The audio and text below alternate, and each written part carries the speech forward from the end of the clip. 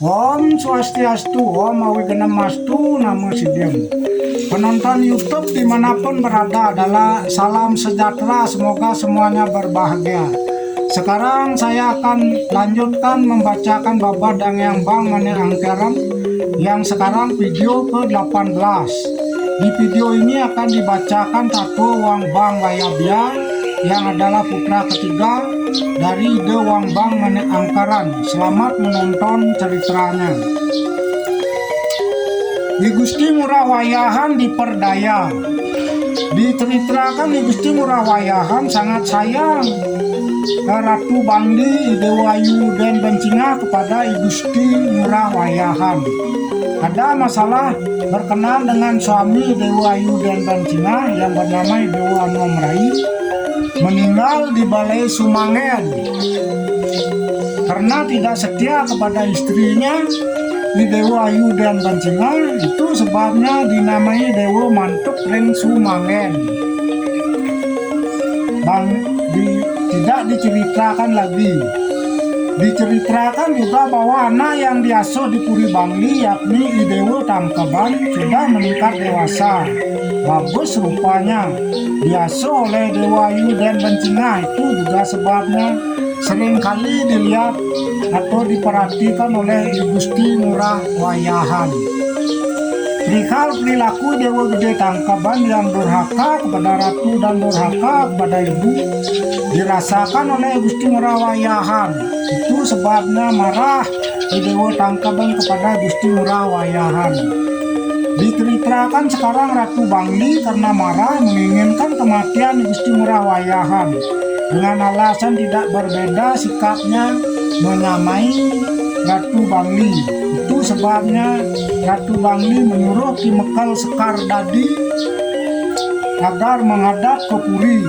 Sedatangnya Ki Mekal Sekar Dadi menghadap ke Puri, ada perintah Ratu Bangli agar membunuh Gusti Ngurah Wayahan, serta diberikan pusaka pejenengan keris bernama Banyuwangi untuk membunuh Gusti Ngurah Wayahan. Ki Mekal Sekar Dadi menuruti perintah beliau.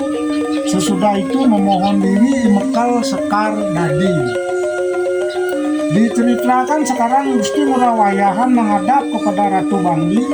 Ada permintaan Ratu Bangli kepada Gusti Ngurah Wayahan, katanya, Dina Ngurah Dawuh, pergilah Dina ke Brangbangan Salulung Kintamani menghitung peti kawasan itu. Pasukan Sekar Dadi akan turut dalam perjalanan Dinda.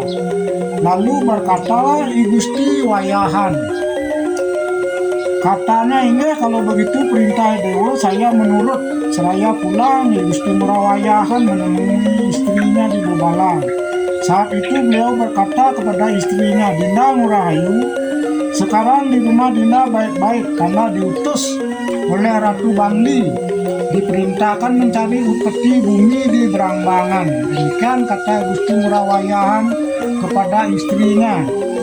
Diceritakan setelah lewat malam hari, sekarang tibalah pagi. Sudah beliau mandi, setelah mandi kemudian berpakaian. Pakaiannya berkedudukan mantri. Berkata istrinya, karena Ngurah bila mana karena pergi keris yang berlekuk-luk tiga biarkan di Puri. Diceritakan sekarang perjalanan Gusti Ngurah Wayahan diikuti bala yang mengiringkan. Tidak diceritakan di tengah perjalanan di bala di barat laut bukit bernama Sekar Dadi. Tak dinyana di sana beliau disambut oleh pasukan perang Ki Mekal Sekar Dadi. Lalu direbut di Gusti Ngurah Wayahan oleh Ki Mekal Sekar Dadi. Baru luka dua beliau menyebut-nyebut dalam ketut dahulu, katanya, Ratu Betara Dalam, jikalau hamba masih memiliki keturunan, agar sanak keturunan hamba hanya kepada Betara Dalam saya menghamba. Hanya itulah atur Gusti Ngurah Wayahan. Kemudian ditusuklah lambung beliau sebelah kiri, muncrat darah beliau membasahi daun kayu yang lantas berbau harum, dan kemudian beliau wafat. Kemudian jasadnya diupacarai oleh orang Sekardadi serta dikubur di sana. Tempat itu kemudian dinamai Kayu Amwe atau Kayu Ambe. Pedukuhan Sekardadi serta Pedukuhan Sekardadi di sana juga dinamai Pedukuhan Pasek Kelagi. Lama kelamaan karena Ki Aryo wafat dikasihi Yang Maha Kuasa, ada tanda-tanda perihal permintaan sang meninggal. Beliau meminta perayangan yang disembah oleh yang menginginkan kematiannya. Tidak diceritakan lagi. Diceritakan di Gusti Kancing Mesui, adik yang berdiam di Puri Tambahan. Beliau mendengar kabar dari pembicaraan orang-orang Pengalu bahwa sang kakak di Bobalang sudah meninggal. Menjadilah sesak dada beliau Gusti Ngurah Tambahan sekeluarga. Lalu segera pergi beliau ke Bobalang, menyampaikan di Puri Bobalang. Lalu dilihat istri Gusti Wayahan sudah wafat menusuk diri di halaman Puri serta masih memegang keris. Lalu menangislah Gusti Tambahan. Setelah matahari terbenam sampai tengah malam, lalu berbicaralah Gusti Ngurah Tambahan kepada semua saudaranya di Bobalang, terutama Gusti Kajekau. Katanya, "Adi Made Ngurah, bagaimana cara memikirkan kemalangan Dinda Kanda sekarang?" Menjawab Gusti Kajekau, "Ini Kanda, dengan keadaan seperti sekarang ini ada baiknya Kanda mengirim utusan ke Peta di Serokadan ke Balai Agung agar datang saudara semua." Demikian atur Gusti Made Kajekau, disetujui oleh Gusti Ngurah Tambahan Kancing Mesui. Setelah malam berganti pagi, kemudian beliau mengirimkan utusan agar semua saudaranya datang. Diceritakan setelah semua genap saudaranya datang, besar kecil, lalu diadakan pembicaraan di rumah Gusti Ngurah Wayahan. Berkatalah Gusti Ngurah Tambahan Kancing Mesui kepada saudaranya, "Dinda para Aryo Wayebio semuanya, karena beliau sesepuh kita semuanya, Gusti Ngurah Wayahan sudah meninggal diperdaya di Penyabah. Mari kita semuanya memohon kesejahteraan kepada Ida dalam ketut di perayangan yang Tegal, juga memohon keselamatan kepada Ida Betara Kawitan serta melakukan persembahyangan kepada Ida Betara Manik Tirta. Buatkan penyawangan di Pura yang Tegal, karena semuanya malu untuk bersembahyang di Manik Tirta. Nah, baiklah kita upacarai jasa dipar kita dahulu oleh saudara semua." Tidak diceritakan, sudah dilaksanakan upacara pelebon istri Gusti Ngurah Wayahan menurut tata upacara sang meninggal. Membangun pura dalam Lagan. Lama kelamaan ada hari baik, yakni hari Anggar Kasih Klion Waru Tuanten bulan Kedase, bulan Bali ke-10 tanggal 10. Pada saat itu membangun perayangan itu dengan bahan turus dap-dap di sebelah barat Sungai Melangit, di Pelingga yang Tegal, di sebelah timur Bobalang. Di sana semua para Aryo di Bobalang, Serokadan, Balai Agung, Tambahan, Petak, Bulung mengaturkan sembah kepada Betara Dalam. Atur beliaunya semua, "Ratu Betara Dalam, bila mana hamba masih memiliki keturunan, agar kepada Betara Dalam saja menghamba." Demikian sumpah Ki Aryo semua. Setelah demikian berbicara Gusti Ngurah Made Kajekau kepada putranya 2 orang. Katanya, "Nanda Gede Kajekau, Nanda Made Talibang, karena Nanda bersaudara di sini di Bobalang, apabila ayah sudah tiada, Nanda agar ingat menyembah di perayangan dalam Bobalang, persayangan dalam Pulaga." Ada ceritanya lagi, Gusti Talibang berkata kepada Gusti Ngurah Tambahan Kancing Mesui, katanya, "Ayahanda, kalau benar permohonan Nanda kepada Ayahanda agar di sini Ayahanda mendirikan puri di sebelah timur desa Bobalang, agar jangan jauh dari perayangan kita." Menjawab Gusti Ngurah Tambahan, Ini ada pemikiran Nanda demikian, ayahanda menyetujui keinginan Nanda itu. Setelah itu segera Gusti Ngara Kancing Masui membangun puri di Pategalan Bebalang di Pelancan, Tegal, sebelah utara Pulau Dalam Pulagan. Putranya Gusti Ngara Tambahan Sabuna serta adiknya tetap tinggal di Tambahan. Ada cerita lagi Gusti Ngara Gede Kajekau berbincang dengan Gusti Ngara Kancing Masui diiringkan oleh Gusti Made Talibeng. Pembicaraan itu berlangsung pada hari Rabu Kliwon Sinto bulan kelima tanggal peng 12. Saat itu berujar Gusti Gede Kajekau kepada Gusti Ngara Kancing Masui, ini ayahanda seperti sekarang sudah datanglah janji kita tanggal Selasa Kliwon Pulantir. Bagaimana cara kita memperbincangkan perihal di Pulau Dalam Pulagan agar berjalan upacara pengukuaci, agar berjalan segala sesuatu berkenaan dengan feodalan Pujawali Ide Betara. Lalu berkata Gusti Ngara Kancing Masui kepada kemenakannya tertua bernama Gusti Ngara Arsegui, Nanda Arsegui kirimlah utusan ke Peta, ke Serokadan, ke Balai Agung, ke Bangli. Berapa yang mengikuti perkataan ayahanda kalau sudah datang agar bisa dicatat ke Tembagawasa atau prasasti. Lalu Gusti Dwi menjalankan surat kepada saudaranya masing-masing.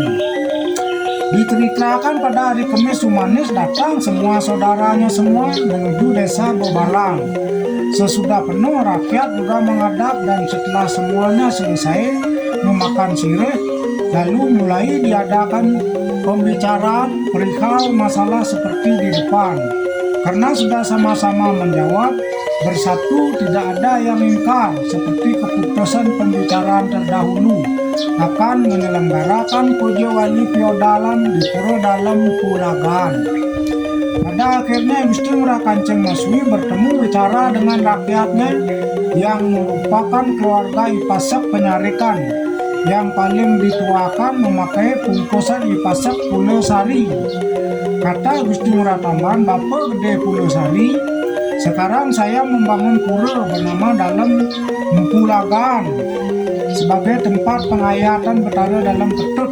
Saya pakai tempat persembahyang bersama saudara saya semuanya. Sekarang masihkah Pasak setia kepada saya? Bila Pasak setia kepadaku, saya juga pagar dengan kepasakan Bapak. Kemudian berkata Ipasak, Ratu Penembahan hamba Cokori Gusti, walaupun hamba jago agar hamba ngejabain Cokori Ratu saja, karena Cokori Gusti ingat sekali kepada hamba agar keturunan hamba masih dipegang oleh Cokori Gusti. Nah, kalau Bapak Pasak masih setia, saya juga pagar dengan kepasakan Bapak. Sekarang saya membuat desa radio dengan saudaraku yang kokoh membawa ke areanya. Kalau menyelenggarakan aturannya, saya memiliki anak Gusti Ngara Arsegui agar dia memimpin semua saudara saya, agar bisa saya catatkan di Tembagawasa atau prasasti. Sekarang Pasak agar menjadi penyarikan desa di dalam Pulagan, perihal pengeluaran kemudian pengukuaci agar bisa Bapak Pasak memikirkannya, agar tercatat di Ile kita, agar saya catat ke piagam prasasti.